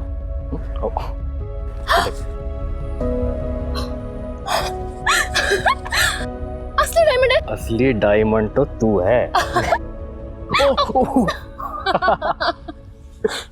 जिससे इतना प्यार करते थे उसका खून हो जाता है, उसकी खबर तक नहीं लेनी चाहिए। पुलिस से मिलने क्यों नहीं आए? सर वो मैं बहुत डर गया था। वैसे भी मैं और माला छुप छुप कर मिलते थे और चारू दीदी को भी हमारे बारे में कुछ नहीं पता था। डर क्यों गया था? खून तूने किया? नहीं सर, मैंने कुछ नहीं किया।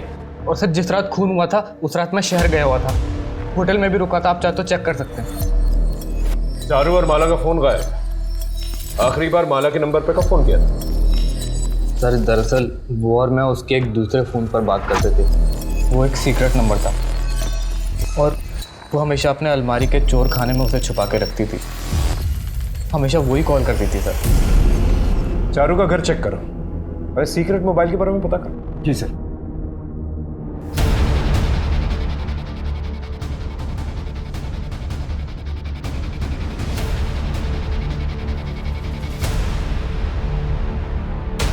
कवर्ड में सीक्रेट ड्रॉवर था, उसमें से मिला। इसमें तो सिर्फ पारस के मैसेजेस और एक अननोन नंबर से मैसेजेस और कॉल्स हैं। सर मुझे लगता है कोई लड़का माला को परेशान करता था और माला ने बहुत ही स्ट्रिक्ट वार्निंग दी थी उसे मैसेज के थ्रू। फिर भी उस लड़के ने माला से फ्लर्ट करना बंद नहीं किया था। लेकिन ये नंबर तो सिर्फ पारस के पास था। सर फॉरेंसिक लैब से फोन आया था, हमें उनसे मिलने के लिए जाना होगा। आइए सीधा मुद्दे पे आता हूँ। आपने मुझे जो सुखीलाल की दुकान से बैग लाकर दी थी मैच कराने के लिए, उसके बारे में है। और रिपोर्ट ये है कि जिस बैग में चारू और माला के सिर मिले थे वो बैग और सुखीलाल की दुकान वाली बैग दोनों आपस में मैच कर रही है। ये देखिए, उन दोनों बैग्स को मैंने हाई इंटेंसिटी एक्सरे बीम से मैच करा कर देखा। दोनों सैंपल वर्चुअली आइडेंटिकल हैं। और हाँ, दूसरी इंपॉर्टेंट बात यह है कि चारू की खिड़की के बाहर जो हमें शू प्रिंट्स मिले थे, उसके ग्रिप के डिजाइन में फर्क है। माइनर डिफरेंस है, बट है। ये तभी हो सकता है जब मोची से ठीक करवाते वक्त ये टैंपर हुआ या फिर ये बुरी तरह से घिस गया। तो इस एरिया के जितने भी मोची हैं उनसे पूछताछ करो और ये पारस और माला जिस नंबर से सीक्रेटली बातचीत किया करते थे, पता करो ये नंबर और किस किस के पास है और इस पारस पे नजर रखो, इसकी हिस्ट्री निकालो। Okay right sir. और यादव सर, सबसे पहले सुखीलाल से मिलता है।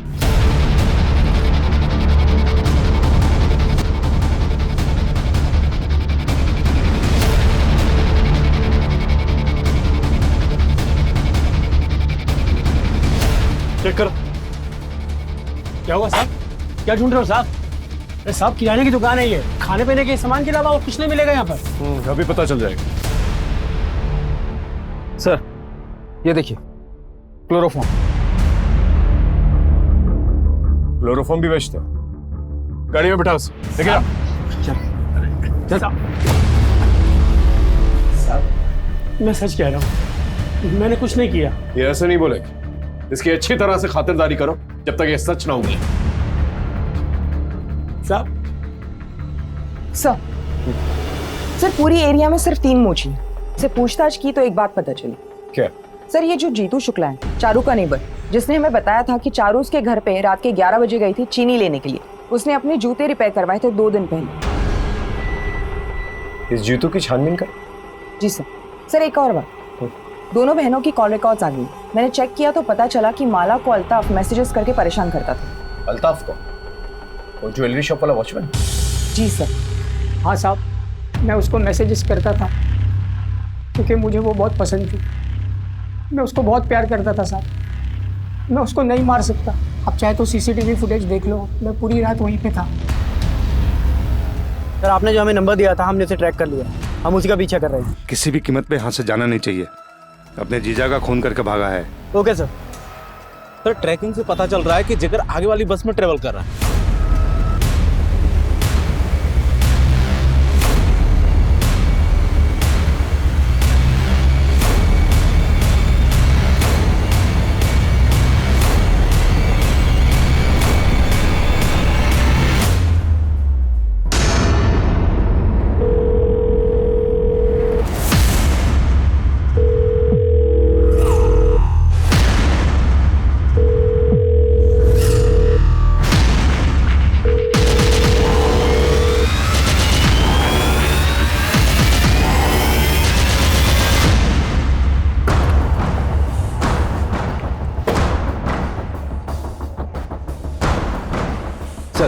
जीतू शुक्ला के पीछे मैंने एक इन्फॉर्मर लगा रखा था। उसने इन्फॉर्मेशन दी कि जीतू शुक्ला की एक एक्स वाइफ और एक बच्चा है। उसका बच्चा उसकी एक्स वाइफ की कस्टडी में और जीतू ने अपना एक्स वाइफ के खिलाफ कंप्लेन फाइल की ताकि वो अपने बच्चे की कस्टडी ले सके। लेकिन इस केस का हमारे केस से क्या लेना देना? सर, मेरे इन्फॉर्मर ने जीतू के पड़ोसियों से बात की तो पता चला कि जीतू की वाइफ का केस चारू और माला लड़ रही थी और जीतू की वाइफ के घर चारू और माला का काफी आना जाना। तब तो उनसे मिलना पड़ेगा। चल।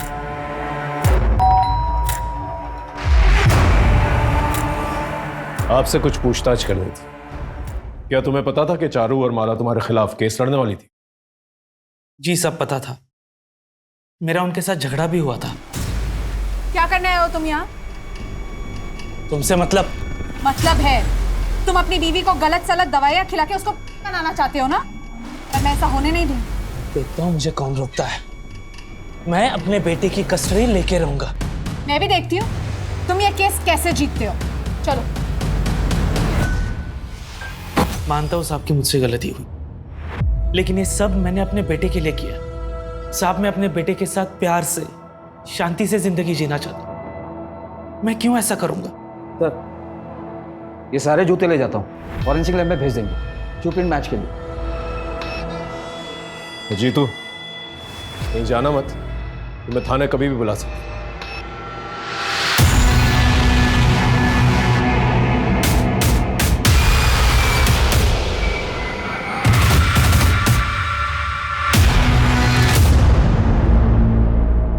लग तो सेम ही रहे। यस सर, बिल्कुल सेम लग रहा है। और अगर जीतू को पूछेंगे तो बोलेगा उसकी नहीं है। मेरे पास एक टेक्निक है। इस चश्मे को ले जाकर जीतू को पहनाकर एक फोटो क्लिक करके ले आइए। हम टेस्ट करके पता लगाएंगे कि आंखों से चश्मे का डिस्टेंस दोनों फोटो में सेम है या अलग अलग है। और एक और बात, ऐसा लग रहा है कि ये चश्मे नंबर वाले हैं। पता लगाइए कि जीतू के चश्मे का नंबर है या नहीं, और अगर है तो कितना है।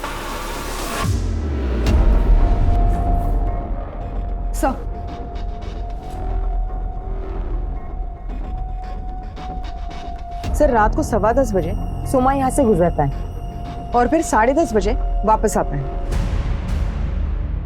सर, फिर कुछ देर अल्ताफ से बात करते हैं।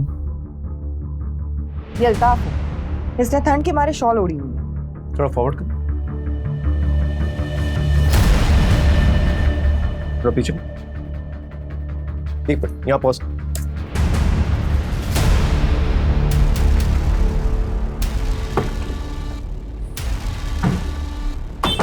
और अल्ताफ, और ठंड है ना, शॉल पहनते हो, जूता नहीं?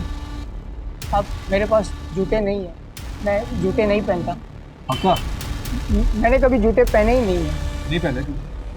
गाड़ी में बैठो। चल। साहब, मैंने क्या किया साहब? तेरी सीसीटीवी फुटेज देख।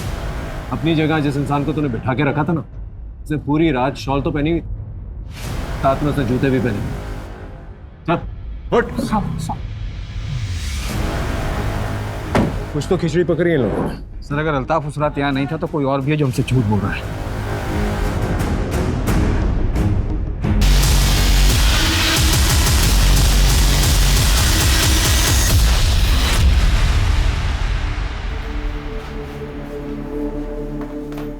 अनीता जी, और कितना झूठ बोलेंगी आप? सर, मैं कुछ समझी नहीं।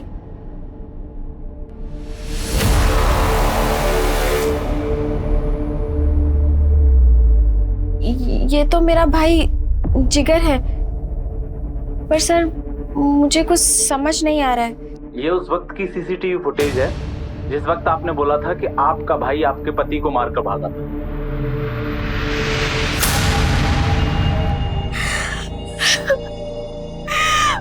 मैं सब सच बताती हूँ, सच बताती हूँ। मार डालूंगा मैं।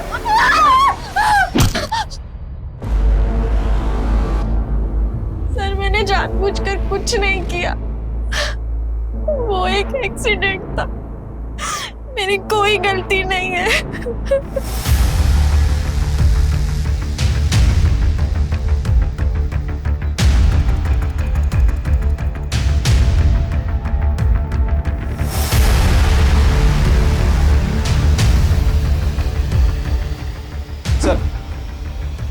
सर, फॉरेंसिक रिपोर्ट आ गई। जीतू की शू प्रिंट और चारू की खिड़की के नीचे मिला हुआ शू प्रिंट एक दूसरे से 80% मैच कर। और एक बात सर, जीतू के चश्मे वाले फोटो के जरिए इंटरपिपुलरी डिस्टेंस को मैच करके देखा और जीतू की आंखों के नंबर की इंफॉर्मेशन निकाली तो पता चला कि वो चश्मा जीतू के होने के पूरे चांसेस हैं। उठा के लेके उस जीतू। साहब मैंने कुछ नहीं किया, मेरी बात तो सुनिए। साहब मैंने कुछ नहीं किया है, आप क्यों तमाशा मत कर जीतू, चुपचाप गाड़ी में बैठ जा। मैंने कुछ नहीं किया, आप ऐसे कैसे मुझे पकड़ के लेके जा सकते हो? हम बिना वजह कुछ नहीं करते, बैठाओ इसे। अरे सर मेरी बात तो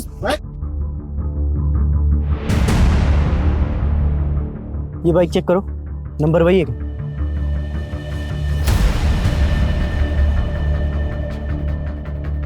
सर ये तो वही गाड़ी है जो ढाबे से चोरी हुई थी। बाइक तो मिल गया, लेकिन इसे चोरी करके यहाँ रखा किसने? पास देखो, कहीं कोई सीसीटीवी फुटेज है? सर सामने की तरफ सीसीटीवी है, केसिंग इस तरफ की है। फुटेज पता कर सर। पुलिस के शक के घेरे में तो कई लोग थे, लेकिन अब भी पुलिस के पास कोई सॉलिड एविडेंस नहीं थे। हो सकता है कि ब्रजेश झूठ बोल रहा हो या फिर पारस की कहानी झूठी हो सकता है कि वो लोग सच बोल रहे हैं और जीतू झूठ बोल रहा हो कि चारू रात को चीनी मांगने आई थी। इसमें सोमा के बचने के चांसेस भी बहुत हैं, क्योंकि किडनैपिंग के समय वो सीसीटीवी के पास से गुजरा था। इस मायाजाल में फंसने से अपने आप को रोकना पुलिस के लिए काफी मुश्किल का काम हो जाता है। कुछ समझ में नहीं आ रहा है, कुछ तो मिसिंग है। इतने सारे अलग अलग एविडेंसेस हैं। इतने लोगों को रिमांड पर लिया पर समझ में नहीं आ रहा है कि खूनी कौन है। और एविडेंसेस भी ऐसे हैं जो ठोस जानकारी नहीं दे रहे। अगर कातिल पकड़ा भी जाता है और हमारे पास उसके खिलाफ कोई सबूत नहीं हुआ तो इन एविडेंसेस की बिना पे वो छूट जाएगा, अनलेस वो खुद ही कबूल कर ले कि खून उसने किया। और सिर्फ इतने ही लोग नहीं, पारस और ब्रजेश भी शक के दायरे में आते हैं, क्योंकि ब्रजेश चारू और पारस माला का मिस्टीरियस रिलेशनशिप था। अंधेरे में तीर चला, लेकिन अगर निशाने पे लग गया ना तो कमाल हो जाए। क्या मतलब सर? शुरुआत से शुरू कर। जिस रात चारू और माला का मर्डर हुआ, उस रात हमारे एरिया में, हमारे आसपास के एरिया में कौन कौन से क्राइम हुए थे? हो सकता है कोई क्रॉस कनेक्शन लग जाए। फिर भी एक केस में एक मकान मालिक ने अपने किराएदार को घर से बाहर निकाल दिया था टर्म खत्म होने से पहले। दूसरे केस में हाईवे पर एक्सीडेंट हुआ था एक गोए आदमी का, कार ड्राइव करते हुए। तीसरे केस में एक महिला ने अपने ही भाई पर आरोप लगाया था कि उसके भाई ने उसके पति की हत्या की। और सर लास्ट में एक चाय के ढाबे पर कुछ ही मिनटों में एक आदमी की बाइक चोरी की गई। हाँ सर, ये लास्ट वाला क्राइम हमारे मर्डर साइट के नजदीक में हुआ था। इन सारे केसेस को दोबारा, खास करके ये लास्ट वाला केस, पता करो ये चोर कौन। वैसे तो 2 केसेस हमारे थाने के और बाकी के 2 पास के बिजौर गांव, जिसकी इंक्वायरी भी आई। पीआई चंदन सिंह और पीएसआई सतीश इस केस की इंक्वायरी कर। सर, पास के बिजौर गांव से सब इंस्पेक्टर सतीश दुबे आए हैं किसी केस के सिलसिले में। बिजौर?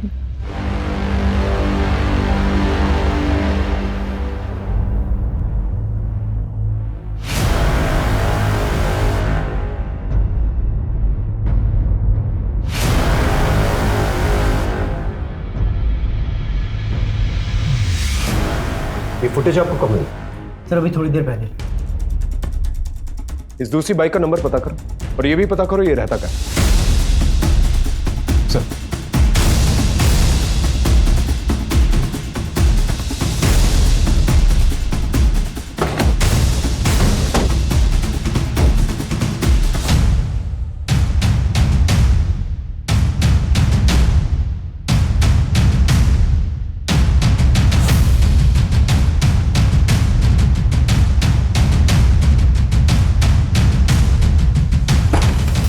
साहब, कोई चालाकी नहीं। चलो दीवार की तरफ हो, दीवार की तरफ हो। सर ये तो वही लड़का है, जिगर। अंकिता के केस में हमें इसकी तलाश है। ये देख, यही है। जी सर। दोनों को थाने लेके चलो, अटकड़ी तरफ।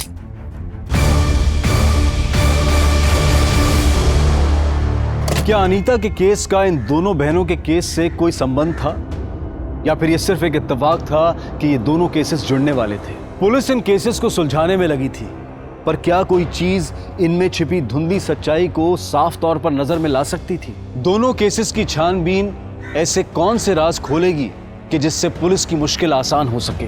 Thank you inspector. देखो, मैंने इंस्पेक्टर चंदन सिंह से बात की। उन्होंने हमें बताया कि तुमने जो कुछ भी किया अपनी बहन को बचाने के लिए, तुम्हारी बहन अगर निर्दोष होगी तो वो छूट जाएगी। लेकिन मुझे एक चीज बता, जब उस रात तुम भागे, रात से लेकर सुबह तक, जब तक तुमने बाइक चोरी की, तब तक तुम कहाँ थे? सर मैं जहाँ था, मैंने जो कुछ भी देखा, उसके बाद मेरे पैरों तले जमीन खिसक गई सर। ऐसा क्या देखा, ठीक से बताओ।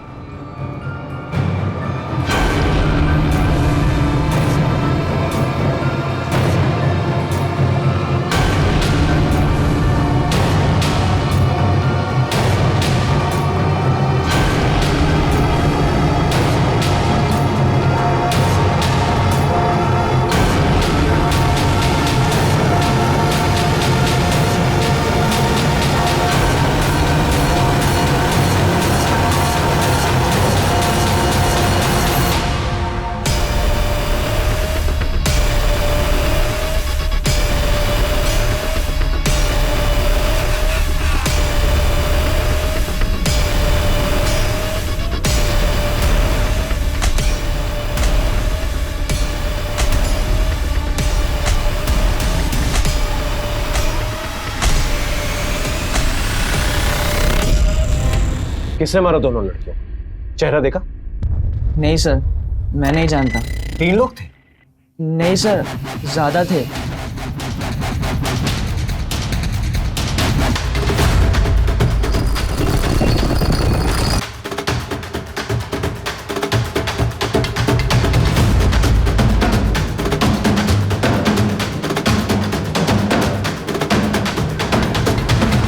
और फिर थोड़ी दूर जाकर मैंने वो बाइक कहीं रास्ते में साइड में लगा दी और अपने दोस्त को फ़ोन कर कर बुलाया मुझे ले जाने के लिए। सर शायद एक और आदमी था।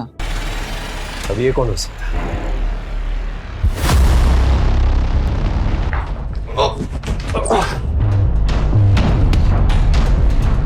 अब सच बताएगा?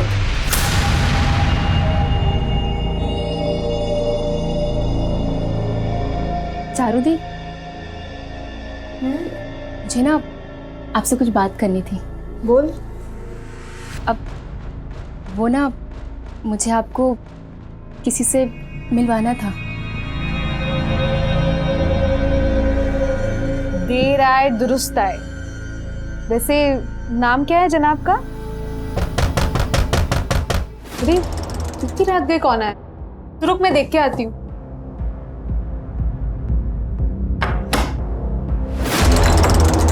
जीतू, तुम इतनी रात को यहाँ पे क्या कर रहे हो? छोड़! छोड़! छोड़! छोड़! छोड़! क्या कर रहे हो चारू?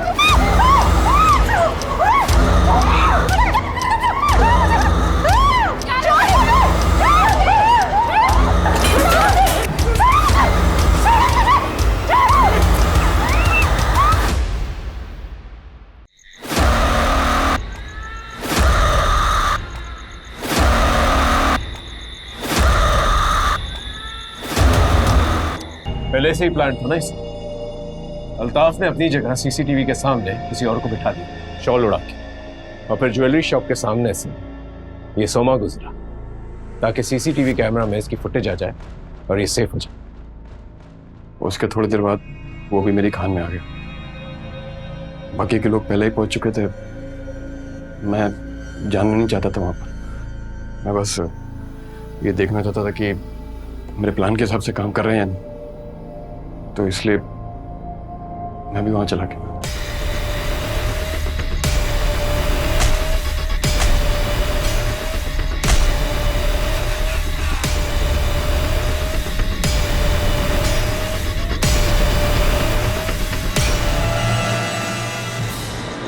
मैं पूरी कोशिश करूंगा तुम लोगों को कड़ी से कड़ी सजा मिले।